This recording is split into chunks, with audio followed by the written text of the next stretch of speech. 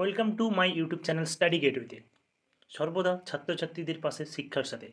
তো আজ আমি ক্লাস 11-এর একাদশ শ্রেণীর আমাদের মূলত যে ফার্স্ট সেমিস্টারের পরীক্ষা শুরু হয়ে গেছে জানো। আর আমি তোমাদের ইতিহাস পড়াই, ইতিহাস স্যার। তো আমি তোমাদের ইতিহাস পড়াই, যেহেতু আমি কমপ্লিট করতে পারিনি দ্বিতীয় অধ্যায়টা। তো আমি এখানে দ্বিতীয় অধ্যায় নয়, আমি তোমাদের ফার্স্ট সেমিস্টারের যে 3টি অধ্যায় থেকে 24 তারিখ আমাদের পরীক্ষা আছে, সম্ভবত মঙ্গলবার। তো মঙ্গলবার ইতিহাস পরীক্ষা আছে তোমাদের সেমিস্টার, সেই সেমিস্টার হিস্ট্রিতে যে কোশ্চানগুলো আসার সম্ভাবনা প্রবল যে কোনো স্কুলের ক্ষেত্রে, আমি সেই কোশ্চানগুলো মূলত এখানে আলোচনা করব প্রতিটা অধ্যায় থেকে। আর আমি গ্যারান্টি সহকারে তোমাদের বলতে পারি, তোমাদের যে 40টি কোশ্চান থাকবে, তোমরা যদি আমি আজকে তোমাদের যে কোশ্চানগুলো দেখাচ্ছি বা করাবো, সেই কোশ্চানগুলো তোমরা যদি করে যাও সবাই, তাহলে এখান থেকে 30+ নাম্বার পাবে, মানে 30-এর ওপর কমন পাবেই এখান থেকে। তো দেখো সেই কোশ্চানগুলো কি। প্রথমে আমি প্রথম অধ্যায়ের কোশ্চানগুলো বলি। প্রথমে যে কোশ্চেনটা আমি রেখেছি সেটা হলো, হিস্টোরিয়া যে শব্দ থেকে উদ্বুদ্ধ হয়েছে তা হলো কি? গ্রিক। আমি তোমাদের এমসিকিউ করতে পারিনি, তার জন্য খুবই দুঃখিত। কারণ আমি মোবাইলে এডিটিং করি, আর মোবাইলে এমসিকিউ করতে যাওয়াটা খুবই অসুবিধার, মানে অনেক কষ্টসাধ্য ব্যাপার একটা। তো সময় সাপেক্ষ ব্যাপার। তো আমি যাতে কম সময়ের মধ্যে ভিডিওটা করছি, তাই এক কথায় উত্তরগুলো লিখে দিয়েছি, তোমরা অপশানে পেয়ে যাবে, আরও সোজা হবে যদি এরকম পড়ে যাও। তো দেখো, প্রথম কোশ্চেনটা হলো, হিস্টোরিয়া যে শব্দ থেকে উদ্বুদ্ধ হয়েছে তা হলো গ্রিক শব্দ। ইতিহাসের জনক কাকে বলা হয়? ইতিহাসের জনক বলা হয় হেরোডোটাসকে। 3 নম্বর কোশ্চেন, বিজ্ঞানসম্মত ইতিহাসের জনক কাকে বলা হয়? বিজ্ঞানসম্মত ইতিহাসের জনক হলো থুকিডিডিস। 4 নম্বর কোশ্চেন, ইংরেজিতে প্রথম প্রি হিস্টোরি কথাটি ব্যবহার করেন কে? উত্তর হবে ড্যানিয়েল উইলসন। পঞ্চম কোশ্চেন, ইতিহাস প্রকৃত অর্থেই বিজ্ঞান, তার কিছু মাত্র বেশি বা কম নয়, উক্তিটি কার? উক্তিটি হলো বিউরির। 6 নম্বর প্রশ্নটা দেখো, যে যুগে কোনো লিখিত উপাদান পাওয়া যায় না সেই যুগকে ড্যাশ যুগ বলা হয়, সেই যুগকে প্রাগৈতিহাসিক যুগ বলা হয়। কুমোরের চাকা আবিষ্কার হয়েছিল কোন যুগে? উত্তর হবে নব্যপ্রস্তর যুগে। তারপরের কোশ্চেন দেখো, ভারতের ঐতিহাসিক যুগের সূচনা হয় কত শতকে? ভারতের ঐতিহাসিক যুগের সূচনা হয় খ্রিস্টপূর্ব 3 শতকে। 9 নম্বর কোশ্চেন, শহরের তাম্রলিপি আবিষ্কৃত হয়েছে কবে? কোথায়? না ভারতে। কিউনিফর্ম লিপি প্রাচীন কোন দেশের লিপি? সুমেরের লিপি। হাইরোগ্লিফিক প্রাচীন কোন দেশের লিপি? মিশরের লিপি। কোন লিপিকে মিশরীয়রা দেবলিপি বলতো? 12 নম্বর কোশ্চেনে দেখো, হাইরোগ্লিফিক লিপি। 13 নম্বর কোশ্চেন, পৃথিবীর প্রথম লিখিত আইন সংহিতা কি? সেটা হবে হামুরাবির আইন সংহিতা।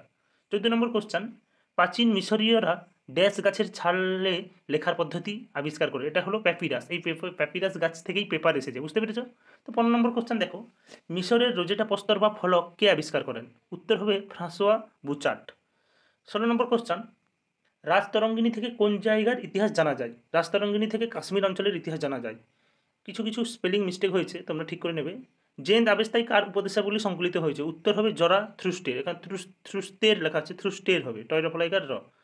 18 নম্বর কোশ্চেন, মুদ্রার পঠন পাঠন বিদ্যাকে ড্যাশ বলা হয়? নিউমিসমেটিক্স বলা হয়। 19 নম্বর কোশ্চেনটি দেখো, পোড়া মাটির টালিতে লেখা গিলগামেশ মহাকাব্যটি কোন ভাষায় লেখা? উত্তর হবে সুমেরীয় ভাষায়। 20 নম্বর কোশ্চেন, নিম্নবর্গের ইতিহাস চর্চার সাথে যুক্ত ব্যক্তি হলো কে? না রণজিৎ গুহ। নিম্নবর্গ ইতিহাস চর্চার জনকও বলা হয় রণজিৎ গুহকে, বুঝতে পেরেছো? তারপরের কোশ্চেনটি দেখো, চীনের পৌরাণিক কাহিনী অনুসারে পান কু হলেন ড্যাশ পৃথিবীর প্রথম মানুষ। ইলিয়াড ও ওডিসিতে ড্যাশ যুদ্ধের কাহিনী রয়েছে? ট্রয় নগরীর যুদ্ধের কাহিনী রয়েছে। 23 নম্বর কোশ্চেন, প্রাচীন আলতামিরার গুহাটি কোন দেশে রয়েছে? স্পেনে, যেখানে বাইসনের ছবি দেওয়া আছে, তোমাদের আগে আমি ক্লাসগুলো করিয়েছি, ওগুলোও দেখতে পারো। তো তার 24 নম্বর কোশ্চেন দেখো, ভারতের ড্যাশে ভীম বেটাকা গুহা রয়েছে? মধ্যপ্রদেশে। তো আমি তোমাদের প্রথম অধ্যায় থেকেই 24টা কোশ্চেন ঠিক করেছি, তোমরা এগুলো করে যাও, অবশ্যই এখান থেকে পাবে, আমার গ্যারান্টি, বুঝতে পেরেছো? তো পরপর দ্বিতীয় অধ্যায়, তৃতীয় অধ্যায়, এরকম আমি তোমাদের উত্তরগুলো দেখাচ্ছি। আর অবশ্যই যারা ভিডিওটি দেখছো, রিকোয়েস্ট, তোমরা অবশ্যই কমেন্ট করো তোমাদের আর কোন ধরনের ভিডিও চাই, এবং ভিডিওটি ভালো লেগে থাকলে অবশ্যই শেয়ার করবে এবং একটি সাবস্ক্রাইব এবং লাইক করে যাবে। তাহলে তোমাদের একটা সাবস্ক্রাইবে আমি মোটিভেশন পাই পরবর্তী ভিডিও সুন্দরভাবে বানানোর জন্য, বুঝতে পেরেছো? তো এবার শুরু করা যাক দ্বিতীয় অধ্যায়টি। তো প্রাচীন রোমান শাসন ব্যবস্থা ছিল কি? না প্রজাতান্ত্রিক শাসন ব্যবস্থা। 2, রোমে পালিয়ে যাওয়া কৃতদাসদের বলা হতো ম্যানুমিসিয়। প্রাচীন রোম নগরীর প্রতিষ্ঠাতা ছিলেন কে? এই যে প্রতিষ্ঠা হয়ে গেছে, প্রতিষ্ঠা হবে এটা রোমুলাস।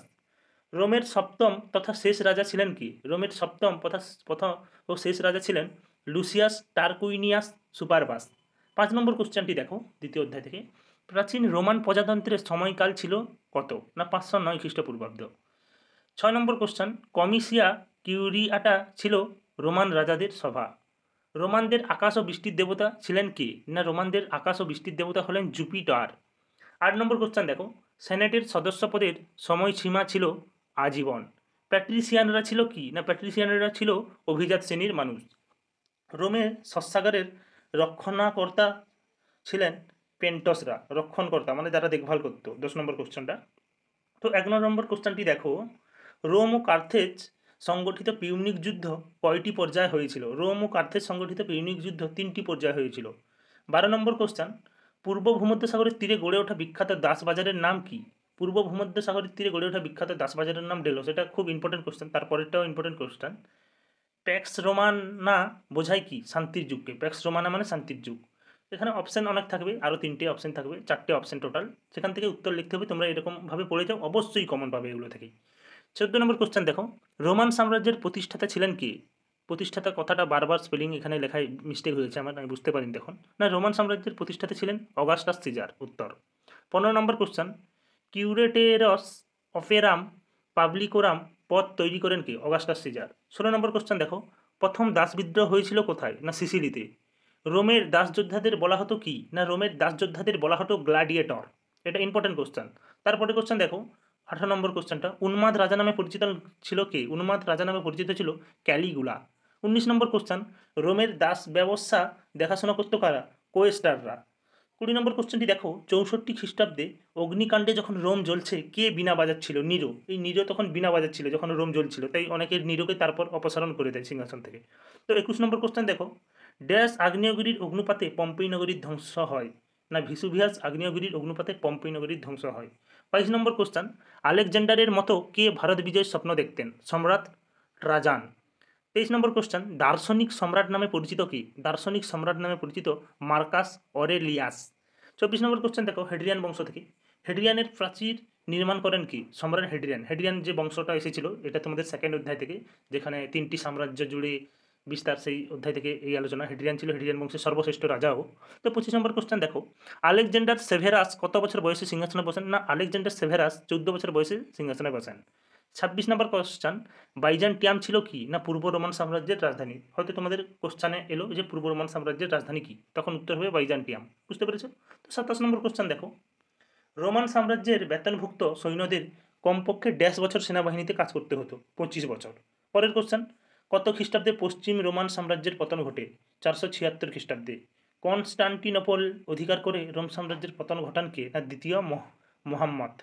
30 নম্বর কোশ্চেন দেখো, পূর্ব রোমান সাম্রাজ্যের রাজধানী ছিল কি? বাইজান্টিয়াম বা কনস্টান্টিনোপল। তাহলে বাইজান্টিয়াম বা কনস্টান্টিনোপল কিন্তু এক জায়গা, বুঝতে পেরেছো? যেটা পূর্ব রোমান সাম্রাজ্যের রাজধানী ছিল। শেষ রোমান সম্রাট ছিলেন কি? না, রোমুলাস অগাস্টুলাস। কত সালে কনস্টান্টিনোপলের পতন হয়? এটা খুবই ইম্পর্টেন্ট কোশ্চেন। না, 1453 খ্রিস্টাব্দে। এটা বিভিন্ন পরীক্ষায় অনেকবার এসেছে, বিশেষ করে কম্পিটিটিভ মাধ্যমিক আগের সিলেবাসে যেগুলো ছিল। 33 নম্বর কোশ্চেন দেখো, জাস্টিয়ান বংশের সর্বশ্রেষ্ঠ সম্রাট কে ছিলেন? প্রথম জাস্টিনিয়ান। পরের কোশ্চেন, 532 খ্রিস্টাব্দে নিকা দাঙ্গা হয়েছিল ড্যাশকে কেন্দ্র করে? এটা মোস্ট ইম্পর্টেন্ট কোশ্চেন। এটা হবে ঘোড়া রথের দৌড় প্রতিযোগিতাকে কেন্দ্র করে। 35 নম্বর কোশ্চেন দেখো, ড্যাশ বুলগার ঘাতক নামে পরিচিত ছিলেন? দ্বিতীয় বাসিল বুলগার ঘাতক নামে পরিচিত ছিলেন। 36 নম্বর কোশ্চেন, রোমান সাম্রাজ্যের কৃষিক্ষেত্রগুলিকে বলা হতো? উত্তর হবে ল্যাটিফান্ডিয়াম। 37 নম্বর কোশ্চেন দেখো, রোমের প্রাচীন বাৎসরিক ক্যালেন্ডারের নাম ছিল কি? উত্তর হবে নুমা। তাহলে নুমা কি? না, রোমের প্রাচীন বাৎসরিক ক্যালেন্ডারের নাম। ন্যাচারাল হিস্ট্রি গ্রন্থ কার রচিত? না, প্লিনির লেখা। 39 নম্বর কোশ্চেন দেখো, সর্বপ্রথম যকৃৎ ও নারীর স্বপ্নদর্নের না স্পন্দনের, এটা স্বপ্নদর্নের না নারীর স্পন্দনের বর্ণনা দেয় কে? উত্তর হবে বিজ্ঞানী রুফাস। 40 নম্বর কোশ্চেন, দ্য রিপাবলিক ও দ্য লজ গ্রন্থ দুটি কার লেখা? সিসোরোর লেখা। 41 নম্বর কোশ্চেন দেখো, পবিত্র রোমান সাম্রাজ্যের কথাটি প্রথম ব্যবহৃত হয় কত খ্রিস্টাব্দে? না, 1157 খ্রিস্টাব্দে পবিত্র রোমান সাম্রাজ্য কথাটি প্রথম ব্যবহৃত হয়। 42 নম্বর কোশ্চেন দেখো, কৃতদাসদের সন্তান জন্মসূত্রে কি নামে পরিচিত ছিল? উত্তর হবে ভার্নি। 43 নম্বর কোশ্চেন দেখো, পালানোর প্রতীক হিসেবে কৃতদাসদের কপালে কি লেখা হতো? এব লেখা হতো। 44 নম্বর কোশ্চেন দেখো, মুক্তিপ্রাপ্ত কৃতদাসদের ড্যাশ নামে পরিচিত হতো? মুক্তিপ্রাপ্ত কৃতদাসরা ড্যাশ নামে পরিচিত হতো? লিবারটাস নামে। 45 নম্বর কোশ্চেন দেখো, পৃথিবীতে সর্বপ্রথম দাস বাজার গড়ে ওঠে কোথায়? উত্তর হবে কিউএসএ। এরপর আমি তোমাদের 3য় অধ্যায় থেকে কোশ্চেনগুলো দেখেছি। 3য় অধ্যায় থেকে একটু বেশি কোশ্চেন আছে, কারণ বড় অধ্যায়টা, এবং সেইখান থেকে 15 নম্বরের আসবে। 2য় অধ্যায় থেকেও 15 নম্বরের আসবে, এবং প্রথম অধ্যায় থেকে 10 নম্বরের কোশ্চেন। আর তোমরা যদি এই প্রথম, দ্বিতীয় এবং 3য় অধ্যায় আমার এই ভিডিওটা দেখে সবগুলো যদি উত্তর মানে ঠিকঠাকভাবে মনে রেখে করে যাও, অবশ্যই 30+ নাম্বার এখানে পাবে। এটা আমার গ্যারান্টি। তোমাদের কোশ্চেন পেপার মিলিয়ে দেখতে পারো। তো আমি এবার তোমাদের 3য় অধ্যায় থেকে করাই। তো এসি আমি তৃতীয় অধ্যায় থেকে যে কোশ্চেনগুলো আমি বেছে বেছে এখানে করেছি, তোমরা এগুলো করে যাও। অবশ্যই এখান থেকে তোমরা তোমাদের 15 নম্বরের কোশ্চেন আসবে, অবশ্যই এগুলো থেকে তোমরা 10-12টা কমন পাবে, এটা আমার গ্যারান্টি। তো দেখো কি কোশ্চেন আছে তৃতীয় অধ্যায় থেকে, যে প্রাচীনকালে কোন দেশে পলিস বা নগর রাষ্ট্রের বিকাশ ঘটে? উত্তর হবে গ্রিস। অপশানে তোমরা পাবে গ্রিস, এথেন্স, স্পার্টা, ইরান টিরান, বিভিন্ন অপশান থাকবে, সেখান থেকে তোমাদের বেছে লিখতে হবে। আমি তোমাদের এক কথায় উত্তরগুলো লিখেছি কারণ সময়ের কমের জন্য।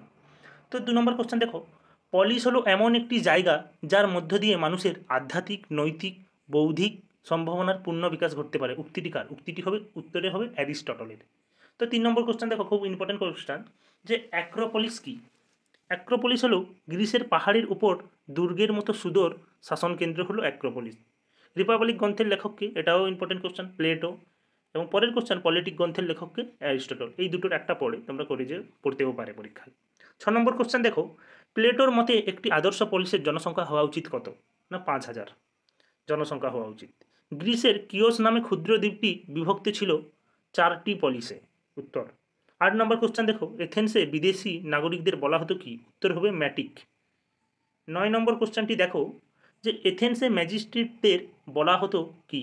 আরাকন। এগুলো করে যেও, এগুলো থেকেই তোমাদের কোশ্চেন আসবে কিন্তু। আর বিশেষ করে এথেন্স, স্পার্টা এবং নগর রাষ্ট্র সম্পর্ক যে প্রথমের দিকে যে তৃতীয় অধ্যায় আছে, ওখান থেকেই তোমরা কিন্তু 3-4-5টি কোশ্চেন পেয়ে যাবে, মানে 15টার মধ্যে। তাই প্রথমের অংশটা খুব ভালো করে পড়ে যাও। এথেন্সে কৃতদাসদের কী নামে ডাকা হতো? এথেন্সে কৃতদাসদের থিটিস নামে ডাকা হতো। আর স্পার্টাই সম্ভবত হ্যালট। পরে আসবে, এই তো আছে এখানে কোশ্চেনে। এথেন্সের সমিতি যে নামে পরিচিত ছিল তা হলো অ্যাক্লেজিয়া। 12 নম্বর কোশ্চেন দেখো, স্পার্টাই কৃতদাসদের কী নামে ডাকা হতো? এটা হবে উত্তর হ্যালট। স্পার্টার পরিষদ যে নামে পরিচিত ছিল তা হলো গেরুসিয়া। স্পার্টায় ম্যাজিস্ট্রেটরা কী নামে পরিচিত? ইফর। তো ইফর কি? না ইফর হলো স্পার্টার ম্যাজিস্ট্রেটদের নাম। স্পার্টায় সমিতির নাম কি ছিল? অ্যাপেলা। 16 নম্বর কোশ্চেন দেখো, এথেন্সের জুরি আদালতের নাম ছিল কি? না এথেন্সের জুরি আদালতের নাম ছিল হেলাইয়া। 17 নম্বর কোশ্চেন, ম্যান আর দি পলিস কথাটি বলেছেন কি? থুকিডিডিস। 18 নম্বর কোশ্চেনটি দেখো, পলিসগুলিতে জনগণের জন্য বাজারগুলিকে বলা হতো কি? আগোরা। পলিসগুলিতে জনগণের যে বাজার থাকতো, মানে বাজারটা কোথায় থাকতো? পাহাড়ের চূড়াইতে পলিস, তার নিচে যে বাজারটি থাকতো, মানে অর্থনৈতিক কারবার, আমদানি রপ্তানি করার জন্য, সেটাকে কিন্তু আগোরা বলা হতো। এটা নিয়ে তোমাদের আমি একটা ক্লাস করিয়েওছিও। কোন মহাকাব্যে পলিস কথাটি 350 বার ব্যবহার করা হয়েছে? না ইলিয়াডে। ইলিয়াড ও ওডিসি কার লেখা? অন্ধকবি হোমারের। এগুলো তোমাদের আমি এই অধ্যায় থেকে যে ক্লাসটা করিয়েছিলাম ওটাও দেখতে পারো, ওখানে আছে এগুলো। গ্রিক নাটকের জনক বলা হয় কাকে? গ্রিক নাটকের জনক বলা হয় স্কাইলাসকে। কয়টি গ্রাম নিয়ে গড়ে উঠেছিল কি? 20 বা জন। রামায়ণে কতকগুলি জনপদের উল্লেখ আছে? 27টি। মহাভারতে কয়টি জনপদের উল্লেখ আছে? না 25টি। বৃজীয় মল্ল মহাজনপদ দুটি ছিল প্রজাতান্ত্রিক। 25 নম্বর কোশ্চেন দেখো, ষোড়শ মহাজনপদের মধ্যে যেটি দক্ষিণ ভারতে অবস্থিত ছিল সেটি হলো অসমক। মানে বাকি সবগুলো অন্যদিকে ছিল, কিন্তু দক্ষিণ ভারতে একটি মাত্র মানে মহাজনপদ ছিল, তার নাম হলো অসমক। তাহলে দক্ষিণ ভারতে কটি মহাজনপদ ছিল জানো? একটি, সেটার নাম হলো অসমক। কোশল মহাজনপদটির রাজধানী ছিল কি? শ্রাবস্তি। কুশীনগর বা পাবাপুরী মহাজনপদের রাজধানী ছিল কি? মল্ল। আর্যাবর্তের 16টি মহাজনপদের রাজধানী ছিল কি? অঙ্গুত্তরনিকায়েতে। বৈশালী কোন মহাজনপদের রাজধানী? বৈশালী হবে ব্রিজি মহাজনপদের রাজধানী। গান্ধার কোন মহাজনপদের রাজধানী? তক্ষশিলা। চন্দ্রগুপ্ত মৌর্যের আমলে মৌর্য সাম্রাজ্যের প্রদেশ ছিল কয়টি? 4টি। মহাজনপদগুলির যে শহরে জল বেষ্টিত নিরাপত্তার জন্য জলদুর্গ নামে পরিচিত ছিল সেটা হলো পাটলিপুত্র। তাহলে কি না মহাজনপদগুলির যে শহর জল বেষ্টিত নিরাপত্তার জন্য জলদুর্গ নামে পরিচিত ছিল সেটা হবে পাটলিপুত্র। এটা ইম্পর্টেন্ট কোশ্চেন। তো 33 নম্বর কোশ্চেন দেখো, আলেকজান্ডার ভারত অভিযান করেছিল কত খ্রিস্টাব্দে? না 327 খ্রিস্টপূর্বাব্দে। 34 নম্বর কোশ্চেন, সিন্ধু ও পাঞ্জাবের গ্রিক শাসনের উচ্ছেদ করেন কি? না চন্দ্রগুপ্ত মৌর্য সিন্ধু ও পাঞ্জাবের গ্রিক শাসনের উচ্ছেদ করেন। সেলুকাস সিন্ধু অঞ্চলে উপস্থিত হয় কবে? 305 খ্রিস্টাব্দে। সেলুকাস কে ছিলেন? না আলেকজান্ডারের দূত। সেলুকাস কার সাথে তার কন্যা হেলেনের বিবাহ দেন? না চন্দ্রগুপ্ত মৌর্যের সাথে। ভারতের প্রথম ঐতিহাসিক সম্রাট কে? চন্দ্রগুপ্ত মৌর্য। অশোক যে প্রদেশটি মৌর্য সাম্রাজ্যভুক্ত করেন সেটি হলো কি? কলিঙ্গ। বর্তমানে আমাদের উড়িষ্যা ভুবনেশ্বরে এই কলিঙ্গ আছে। কলিঙ্গ নামে স্টেডিয়াম আছে যেখানে খেলাধুলো হয়, Kalinga football stadium, hockey stadium. Bhubaneswar বলে তোমরা দেখতেও পাবে। মৌর্য বংশের পতন ঘটান কে? না মৌর্য বংশের পতন ঘটান পশুমিত্র শুঙ্গ। বৃহৎ সংহিতা কার লেখা? বৃহৎ সংহিতা বরাহ মিহিরের লেখা। উত্তর ভারতের প্রথম ঐতিহাসিক রাজা কে? মহাপদ্ম নন্দ। এই মহাপদ্ম নন্দকে কিন্তু চন্দ্রগুপ্ত মৌর্য মানে হারিয়ে দিয়েছিল যুদ্ধে, বুঝতে পেরেছো? তো ম্যাসিডোনীয় সাম্রাজ্যের প্রতিষ্ঠাতা কে? আর্গিট। এই প্রতিষ্ঠাতা, এটা বারবার মিস্টেক হয়েছে, এটা আমাকে এর পরের বার ঠিক করতে হবে।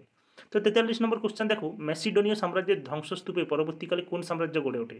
ম্যাসিডোনীয় সাম্রাজ্যের ধ্বংসস্তূপে মানে ধ্বংস হলে পরবর্তীকালে রোমান সাম্রাজ্যের গড়ে ওঠে। বুঝতে পেরেছো? তো মেগাস্থিনিস কার দূত ছিলেন? মেগাস্থিনিস ছিলেন সেলুকাসের দূত। ইন্ডিকা গ্রন্থটি কার লেখা? মেগাস্থিনিসের। সীতা হলো মৌর্য যুগের একটি কি কর? মানে কর মানে জানো তো, দিতে হতো বিভিন্ন রাজস্ব কর, যুদ্ধ কর, বিভিন্ন কর। সীতা হলো মৌর্য যুগের একটি কর। 47 নম্বর কোশ্চেন, চোল বংশের প্রথম ঐতিহাসিক রাজা কে? চোল বংশের প্রথম ঐতিহাসিক রাজা কারিকল। 48 নম্বর কোশ্চেন দেখো, চোলদের সোনার মুদ্রার নাম কি ছিল? পরীক্ষায় আসতেও পারে, চোলদের স্বর্ণ মুদ্রার নাম কি হবে? কাস্যু বা এলো কাস্যু। চোলদের কি? কাস্যু হলো চোলদের একটি স্বর্ণ মুদ্রা। 49 নম্বর কোশ্চেন দেখো, কোন চোল রাজা সামুদ্রিক কার্যকলাপ শুরু করেন? প্রথম রাজ। এগুলো খুব ইম্পর্টেন্ট কোশ্চেন। চোলটা এবছর মানে এই নিউ সিলেবাসে, এটা পুরনো সিলেবাসে এই অধ্যায়টা ছিল, কিন্তু নিউ সিলেবাসে এই চোল যে রাজবংশ এটা কিন্তু অ্যাড হয়েছে তোমাদের এই সেমিস্টার 1-এ নতুন সিলেবাসে। বুঝতে পেরেছো? এখান থেকে অনেক কোশ্চেন আছে, আর আসবেও এখান থেকে 3-4টি কোশ্চেন। তো তাঞ্জোরের রাজেশ্বর মন্দির কে নির্মাণ করেন? এটা মোস্ট ইম্পর্টেন্ট কোশ্চেন। প্রথম রাজরাজ তাঞ্জোরের রাজেশ্বর মন্দির নির্মাণ করেন। চোল বংশের প্রকৃত রাজা কে ছিলেন? চোল বংশের প্রকৃত রাজা ছিলেন প্রথম রাজেন্দ্র চোল।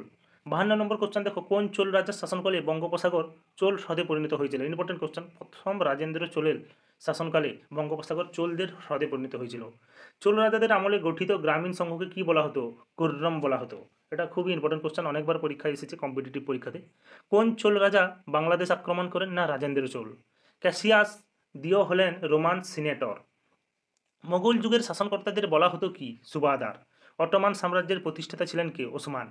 58 নম্বর কোশ্চেন দেখো, এটা খুবই ইম্পর্টেন্ট কোশ্চেন, আগের সিলেবাসেও ছিল এবং আমাদের সময়ে পরীক্ষায় এসেছে এবং বহুবার এসেছে ক্লাস 11-এর পরীক্ষায় বিভিন্ন স্কুলে। সরি, যে দি ম্যাগনিফিসেন্ট নামে কোন অটোমান সুলতান পরিচিত? দি ম্যাগনিফিসেন্ট নামে পরিচিত ছিলেন সুলতান সুলেমান। জেরিট ছিল অটোমানদের বর্ষা ছড়ার খেলা। হিন্দুস্তানের তোতা পাখি কাকে বলা হয়? হিন্দুস্তানের তোতা পাখি বলা হয় আমির খুসরুকে। এটা ইম্পর্টেন্ট কোশ্চেন। ইভোমিনিয়ান্স কোন স্থানের রাজা ছিলেন? ইভোমিনিয়ান্স ক্রিট দ্বীপের রাজা ছিলেন। ডোরিয়ান জাতির আগমনের পর ক্রিট দ্বীপে কয়টি নগরের উত্থান ঘটে? 50টি। তোমাদের এখান থেকে আমি 62টা কোশ্চেন রেখেছি দ্বিতীয় অধ্যায় থেকে, এখান থেকেও 15টা কোশ্চেন আসবে। তোমরা প্রথম অধ্যায় থেকে যে কোশ্চেনগুলো দিলাম 24টি, দ্বিতীয় অধ্যায় থেকে দিলাম 45টি না 44টি, আর তৃতীয় অধ্যায় থেকে 62টি। তোমরা এই কোশ্চেনগুলো করে যাও, অবশ্যই তোমাদের 40টা যে কোশ্চেন থাকবে তার মধ্যে এখান থেকে আমার আশা করতে পারছি তোমরা 25-30-এর উপর এখান থেকে কমন পাবে। তো সবশেষে বলবো তোমরা এগুলো স্ক্রিনশট নিয়ে নাও এবং ভিডিওটা দেখে খাতায় লিখে পড়ো, খুবই ভালো, পরেও উপকার লাগবে।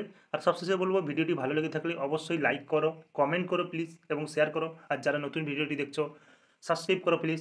সবশেষে বলবো সকলে ভালো থেকো, সুস্থ থেকো, বাই।